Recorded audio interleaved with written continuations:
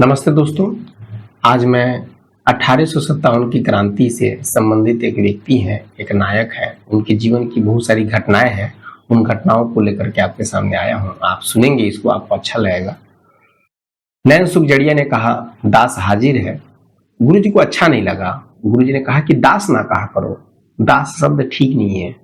गुरु जी को दास शब्द से ही घृणा था। उनको वो दास शब्द और नाम के अंत में भी अगर दास शब्द हो तो वो नहीं सुनना चाहते थे। नैन सुखजड़िया ने कहा कि गुरु जी, आपके आने से नगर की शोभा बढ़ गई है। गुरु जी ने कहा कि नैन सुख, जब तुम नैन सुख हो और तुम्हारे होने से शहर की शोभा नहीं बढ़ी तो मेरे होने से क्या होता है। नैन सुख ने कहा कि गुरु जी, श्लोक तो मैं नहीं जानता हूं, लेकिन मैंने ऐसा सुना है कि राजा लोग दूतों से, गाय अपने नाक से सुनकर, पंडित लोग वेदों से और सामान्य जन अपने चर्म चक्षुओं से देखती है। गुरु जी ने कहा, श्लोक नहीं होता, श्लोक होता है। गुरु जी ने श्लोक सुनाया। चारै पश्यन्ति राजानो वेदै पश्यन्ति पंडितः गावो घ्राणेन पश्यन्ति चक्षुर्भ्यामीतरे जनः। नैन सुखजड़िया एक जहूरी हैं, सोने चांदी का काम करते हैं, रत्नों का कारोबार है इनका। गुरु जी से उन्होंने निवेदन किया कि गुरु जी, आप रत्नों के विषय में मुझे बताएं। गुरु जी ने कहा कि देखो, मैं तो 3 चीजों को रत्न के रूप में स्वीकार करता हूं, एक वाणी, अन्न और जल। ये पृथ्वी पर ये 3 ही हैं जो रत्न हैं। लेकिन फिर भी आगे उन्होंने रत्नों के विषय में बहुत सारी बातें नैन सुखजड़िया को बताई। एक व्यक्ति थे, उनका नाम था केदारनाथ खत्री। नगर में तो नैन सुखजड़िया और केदारनाथ खत्री दोनों की वार्तालाप हो रही थी। तो केदारनाथ खत्री ने अन्यास ऐसे ही पूछ दिया कि नगर में कौन ऐसा व्यक्ति है जो सबसे अच्छा शतरंज खेलता है।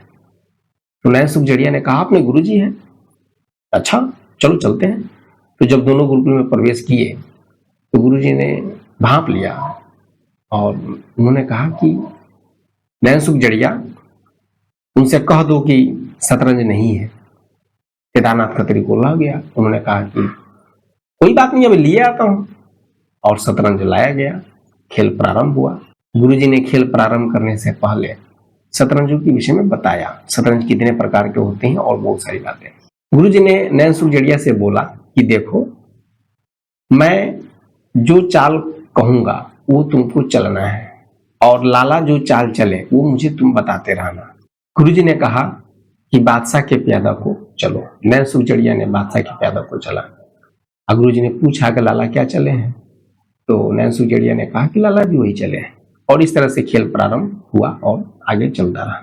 अंत में गुरुजी बोले कि लाला देखें, अभी तक हम दोनों मिलकर 171 चालें चली हैं। अब मैं 172वीं चाल, 172 चाल चल रहा हूं।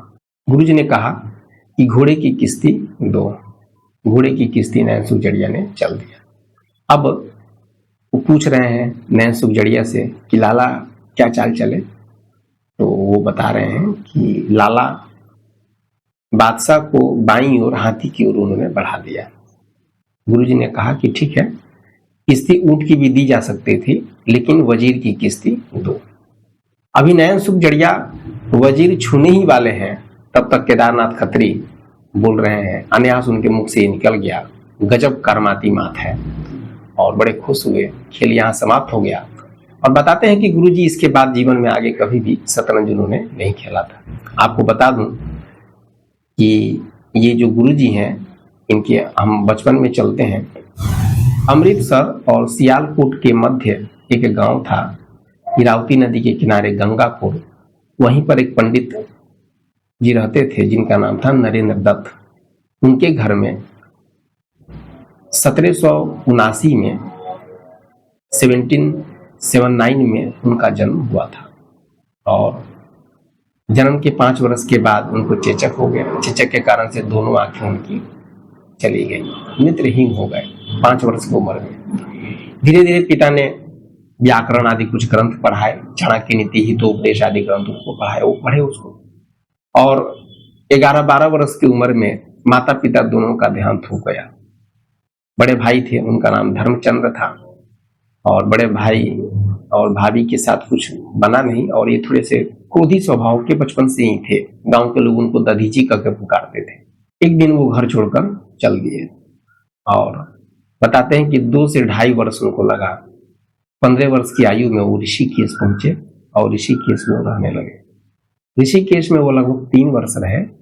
ऋषिकेश में नदी के किनारे कई बार नदी के अंदर प्रवेश करके गले तक पानी में घुसकर गायत्री का जाप करते रहे, और वहां पर जो पंडित समुदाय जो भी रहे उनसे उन्होंने शास्त्रों को, व्याकरण आदि ग्रंथों को पढ़ा उन्होंने, और बहुत सारे श्लोक उन्होंने याद भी किए।